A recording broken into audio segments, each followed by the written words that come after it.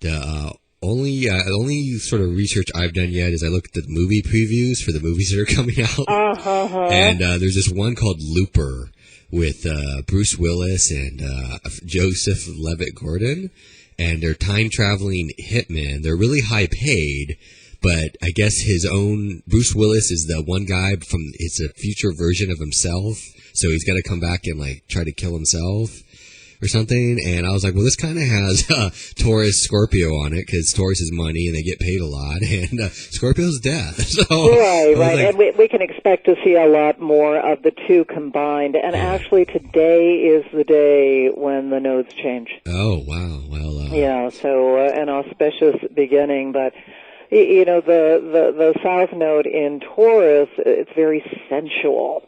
It's very, it's prone to creature comforts. It's prone to wanting to have what makes it feel safe, and so there's a conservative quality to Taurus. Let's play it the same. Let's keep things simple. Let's do what we've done before. Because if you think of the symbol for Taurus, of course it's the bull. But bulls, usually don't go around charging. Right. They're pretty peaceful. Just usually, grazing. They're basically cows with horns, and the only time that they lock horns tends to be during mating season. Yeah. And we are on Bovinian radio here. I noticed that. I couldn't help but notice that. Trying to track down the chart for the station has proven a little difficult, though, because it's been difficult to figure out. But anyway, that's a whole other story. Yeah. So what we're aiming for now is to get beneath the surface, to really explore what lies beneath what is superficial, which is more Taurus. Let's stay pleasant. Taurus is one of the signs associated with Venus. Let's, not make waves. And so the thing is about Scorpio, it's as complex as Taurus is simple. So it does indicate another dive into the darkness, and of course on October 5th of 2012, Saturn goes into Scorpio, which I believe you had mentioned earlier. Now, if you look at the emphasis with this Pluto-Uranus square, Pluto digging everything up and transforming it, throwing it over into Uranus, which mixes things up and makes something new. And then you've got the transiting nodes moving through these two signs for, I can't remember exactly how long it will be. 18 months, I think. 18 months, right. 18-point-something months, thank you. And so the emphasis will be on, there's something about what comes very naturally and what we are accustomed to, and even, the food and the earth that is available to us. And if we just simply go along for the ride, whether it is in our approach to the resources that we have, or whether it is just trying to be content with what it is that we have, and again, not looking deeper into what might be needing to be addressed, whether it's a shortage of oil, a shortage of, food or whatever. That's how we can betray ourselves. Now, to get back to your reference about sex, Matt, there's a commercial radio station here in San Francisco called KFOG. I don't know if you're familiar with it. I lived in San Francisco for 3 years. It sounds kind of familiar. But yeah. Anyway, it's kind of an alternative rock radio station. But anyway, they've been advertising something, and this is a theme you're going to see coming up more and more as the North Node goes into Scorpio, as Saturn goes into Scorpio. Saturn, the realist, looking into the dark, what's really here. And what they're talking about is on the 12th of September, they're having some sort of effort, probably to get finances to help these young girls in India. Is it Mumbai, I think? And these poor girls of 8 or 9 are being sold into the sex trade, and, they, quote-unquote, service as many as 20 men a day. So this is being addressed right now, so you can feel the punch of Pluto. If we simply ignore it and play it safe, which is the South Node in Taurus, and the South Node, again, is what is habit that needs to be addressed, that we need to shake off so that we can wake up and go to the North Node in Scorpio. So if we just say, for example, hush that up, cover that up, and Taurus is pretty good at that. Taurus is, one of its names is the silent one. Let me eat that bowl of ice cream, and yes, here's this thing on the news, turn the news off and let me go back to my ice cream kind of thing. Oh, yeah. Yeah. That's where we can really blow it. And the thing about the nodes is that they're really great for timing. And, the United States chart has been getting a huge hit. And I don't know if you've looked at that. Oh, yeah. Yeah, and, we've been getting a big hit for a very long time, and we're going to continue to get a really, really big hit. But as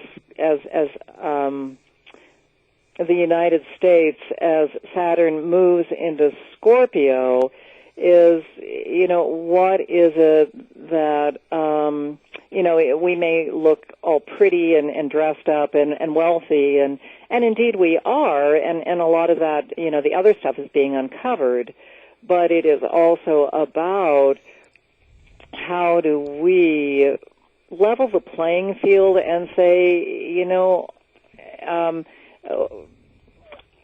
we're not perfect, we have some darkness within ourselves. If Taurus is what you get from the Earth, and predominantly here, what do we get from the Earth? Primarily oil. That's kind of what makes everything. Oil, food. I don't keep up with the news as much as a lot of people, simply because it makes me cranky and nervous. Right. But I saw something on the front of the San Francisco Chronicle the other day that said something about.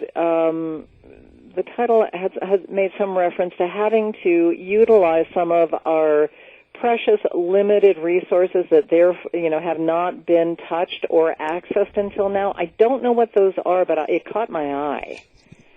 So, just as you have across the street from your station, you have something green, a green effort going on, and permaculture.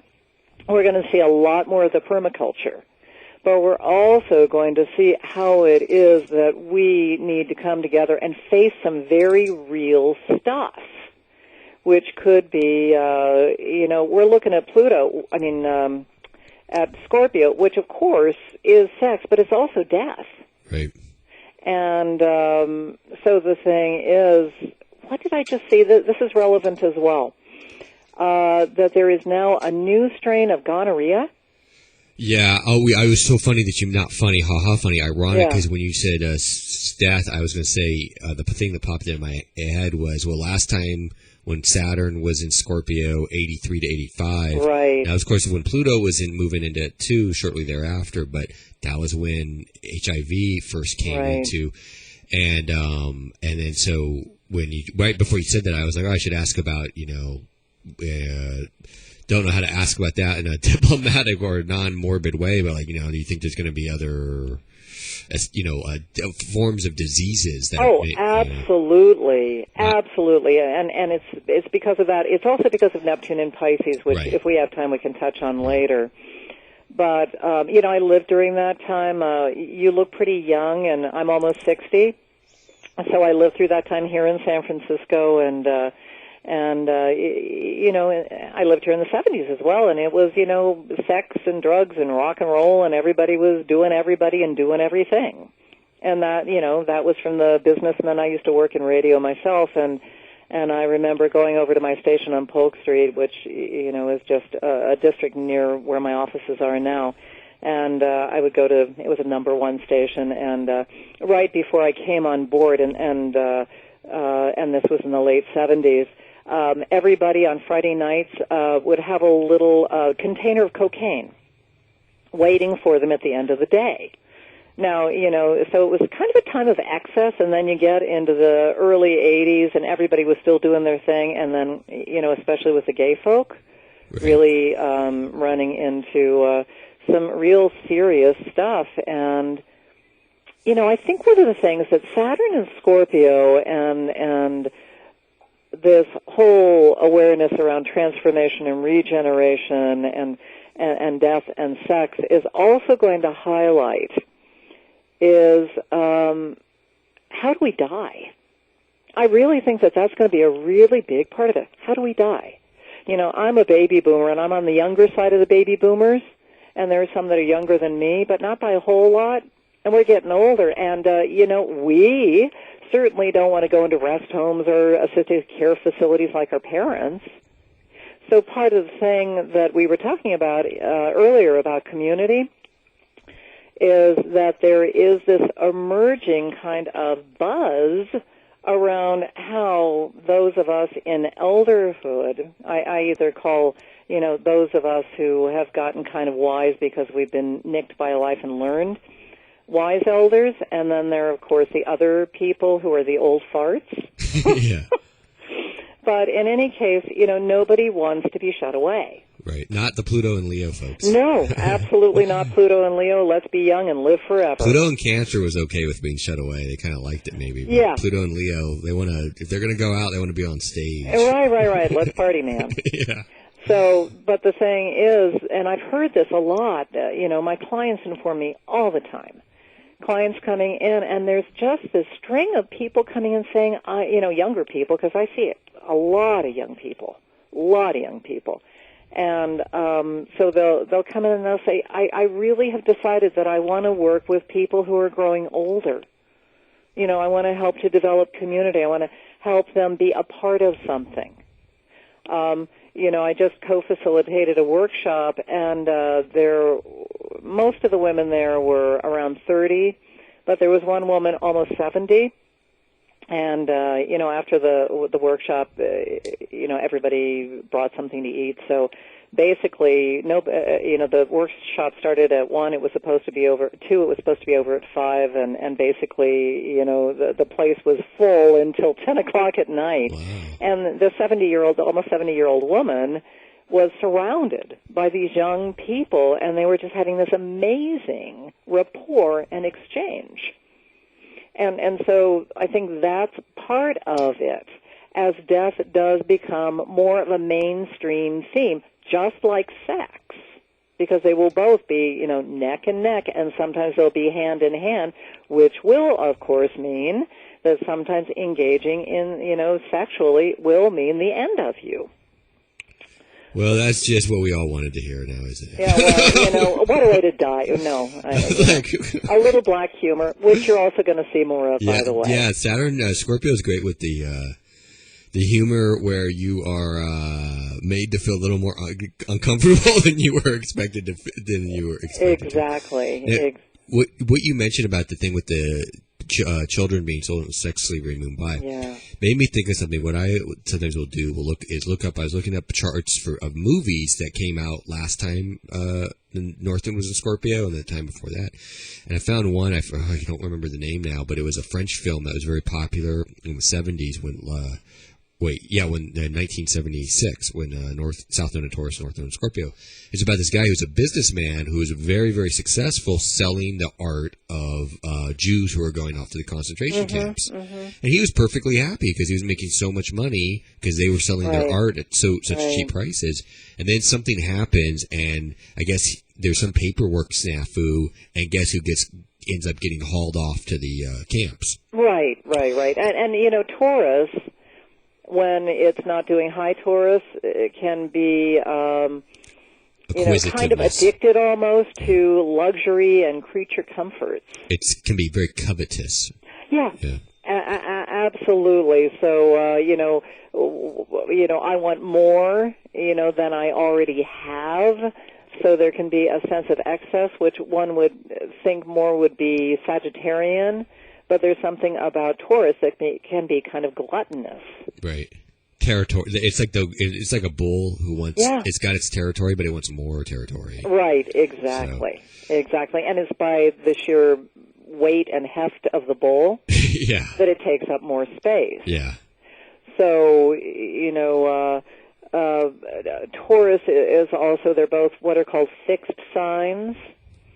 And the way I explain it to people is that fixity within a sign simply means if you affixed something, say if you glued something to something else, it would be affixed, and it would be a little harder to actually pry apart than it would be to put together. So Taurus can be notoriously stubborn and rigid and, set in its ways.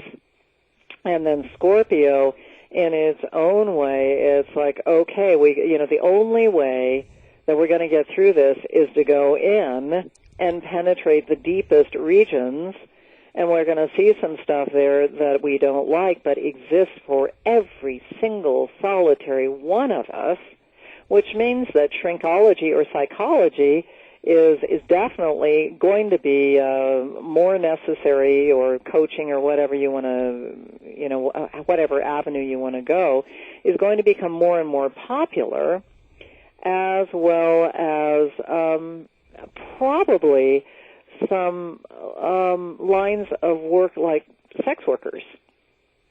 And maybe sex workers find, at this point in time, some respectability. Right.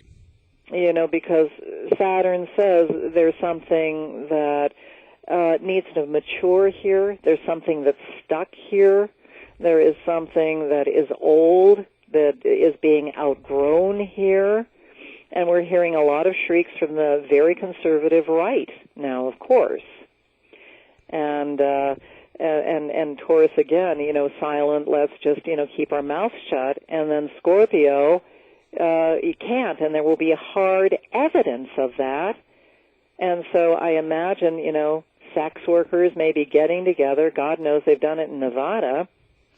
And maybe making a commitment to stand together in order to be recognized as, this is just the work that we do. Yeah, there was a gal, Ula was her name? I forget her full name, because I just read an article on Mars and Scorpio, and she didn't have, I don't know what her Saturn was in. But she basically did, think of the 300, that movie, The 300, about the Spartans who held off the Persian army or whatever? Okay, well, she basically did that, but her 300 Spartans were her and 300 fellow prostitutes, and they basically occupied churches throughout France until their rights were recognized. Yeah. And she had Sun and Mars and Scorpio, not Saturn, but I thought that's kind of that's the vibe of that. They basically had their, I guess what it was is prostitution was legal, but they got harassed constantly. Right. So they organized, and I forget the details of how it went down. Scorpio, Sun, Aquarius, Moon, but something like that you might see more of. And also in terms of interpersonal relationships, and particularly, say, someone that you're sexually intimate with, we're going to see a lot more emphasis on that kind of relationship. Because with Saturn and Libra, it's been about the balance between you and me, as it were, and how do we both come to deal with that and play fair and compromise and so forth. But with Saturn and Scorpio, it's again, what is it that is blocking us? What is it that is stopping us from actually getting down into the depths of our issues, our problems, whatever? How can we deal and how can we heal? So you're going to see, an uprise in issues and movies and within, people themselves, of course, who are saying, well, we avoided this, Saturn in Libra, for a long time. And let me give you an example of this. There are people, and maybe you've noticed this, Matt, who during the entire time that Saturn has been in Libra, pretty much, the economy has sort of gone south. Right. And so we really don't like each other. We really don't want to live in the same house. We really want to get a divorce, but we can't afford it. Oh, yeah. And also people getting married. And I'm 34, so, a lot of folks I know are, say between 25 and 35 and the prime marrying age. And I always want to think, hey, they got married and God bless them. I hope they're passionate about each other for the rest of their lives. But then there's also been times where I'm like, I can't help but to wonder if this is the rush to the altar is a desire for security at a time when we feel more insecure than ever. Right, and with Saturn in Libra, there's been kind of this hesitation and this kind of dance of diplomacy and so forth, or at least it can look like that. It's been more superficial. Right. And, of course, Scorpio doesn't do superficial. No. So it says, let's get to the bottom of this. And so part of it, could be that people feel stuck in their current relationships the way that they are, and some of the other planetary emphasis that we've been talking about, think Uranus in Aries, and Aries is passionate and lusty. And I'm seeing more and more of this here in my practice. Let's have an open relationship. Right. Now, Saturn is very conservative, but Scorpio is very sexual. Right. And if it's not working, and we need to, either let go or make this better somehow and get to the truth of it, then maybe we open up the relationship. So is this analogy? Let's say you've got a married couple the last 2.5 years. They've been, if there's the scales of justice, they're there on the kitchen table, and every morning they try to balance it, and every evening they come back home, they try to balance again. Now Saturn moves into Scorpio. Do they come home now, and instead of a metaphoric justice scales that they're always trying to balance, is it like just a cobra sitting on the table that now they got to deal with? Yeah, metaphorically speaking. Your analogies are really, really good. Yeah, I actually have a friend whose wife said to him 2 years ago, seemingly out of the blue, I want a divorce, and all of his friends we'd seen it coming. But anyway, they've had to be in that same situation, cohabitating, and he's finally at the point of getting a divorce. The divorce papers are settled, but now he's too poor to move out. Oh, God. But when Saturn goes into Scorpio, my guess is come hell or high water, because Scorpio is so black and white. Yeah, he'll you have to choose. He'll be living in a bike trailer if he has to. Yeah, exactly. Because Scorpio, the thrust of it is power. Right. And you can't have power unless you're aware of the choices that you have. And if you don't make choices, the choices will be made for you. Right. So, I imagine that we will see things finalizing, and we will see things not being so pretty, and that the design of things, even the actual structure of things will intensify, and we're going more towards kind of the Gothic. So less. What was Kate Middleton and Prince? The royal wedding. That's very Saturn and Libra. Less of that and more like goth, and maybe even, I don't know if this counts as Saturn hasn't moved into Scorpio yet. Prince Harry seems to be getting his. Oh, I know, his stuff on the internet. Isn't that just too funny? I think it's great. I'm actually thrilled. Me too. Because I'm like, first, he's got Saturn and Scorpio in the midheaven on the South Node. Wonderful. And I'm like, okay, dude's in the military. Dude is on military leave, and he's in Vegas. I am actually happy to see these photos come out, because this means he's a normal 27-year-old. I'm sure his family is completely horrified, but, Saturn, the old structure in Scorpio, what needs to decay? His friends are probably all totally thrilled. They all were like, hey, way to go, Harry. Well, right, and he's dating somebody very famous. Yeah. And I can't remember. Oh, see, I don't know about all the detail. I didn't know if he was a extra relational affair or anything like that. Well, no, he's got a girlfriend, and she's very famous, and actually, they've been dating, and she's. The rumor has it is that she wants to build her own place because she's got plenty of money. She's like 22, and he's 18 or something. He's like 27. I'm thinking of the wrong prince then. Oh yeah, maybe there's another prince. But yeah, he's 27 or so now. Oh, okay. Well, good for him. I mean, there are so many of the royal family, and we can see, by the way, the ending of something like that. What will actually happen as we're going through all of the structures in the world being broken down? Are we actually going to see an end to the reign of the kings and the queens in England, for example, or anywhere else where they continue to exist in the world? Well, Prince Harry, if a lot of them turn out to be, perverts negative, there's a lot of weird stuff that goes on at the highest levels of society. I don't mean weird like, San Francisco weird. I mean weird like, that's definitely not okay.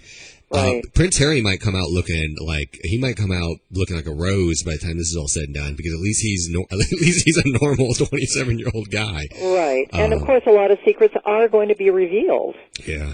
They're just going to be revealed on all sorts of levels. So let's say, if somebody's been cheating on somebody else and has been for the entire time that Saturn has been in Libra, and she gets home as Saturn, starts moving through Scorpio, and her husband or boyfriend or whatever discovers that she's been having this affair, and then again, it's very black and white territory. Right.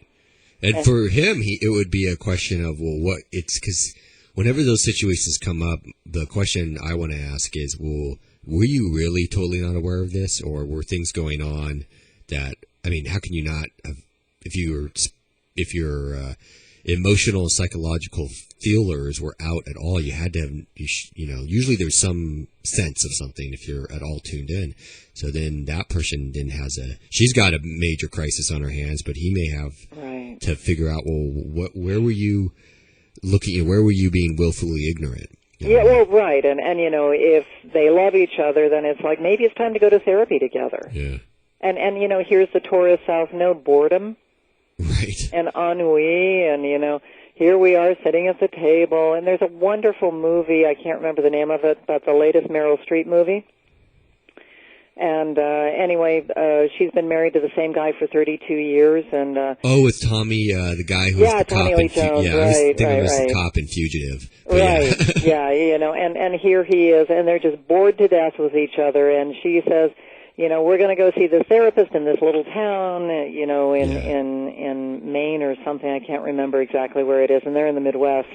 And, so this dude is like all about reviving their marriage and all the things that happen. Yeah. And that movie is it's called Hope Springs. And it's an excellent example of just this nodal structure. It's perfect. Because, they're just like, the opening scene is they're with their kids, and it's like, so what are you getting each other for your anniversary? And they say, a bigger flat screen TV or whatever. Right. And the kids just look at each other. And, by the end of it, they're reveling in each other, and they become sexual again, and they fall in love again, and so forth and so on. Wrinkles and bags and sags and all. Mm.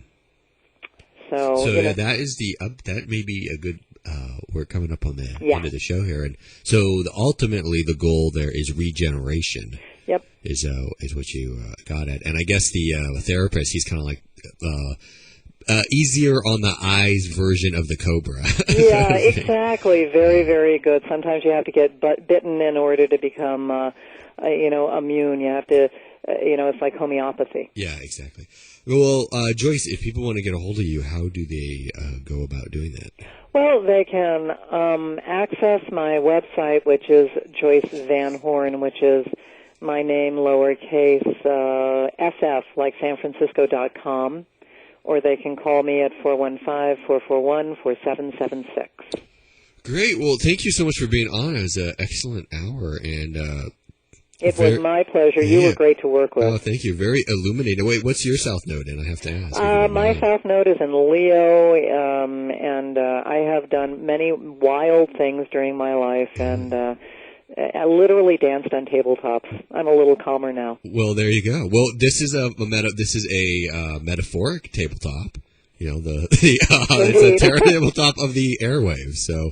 And the whole idea is people come and dance on it. So there you go. Yeah. Okay. So, well, take care and thank you again. All right. Thank you. All right. Bye-bye. Bye.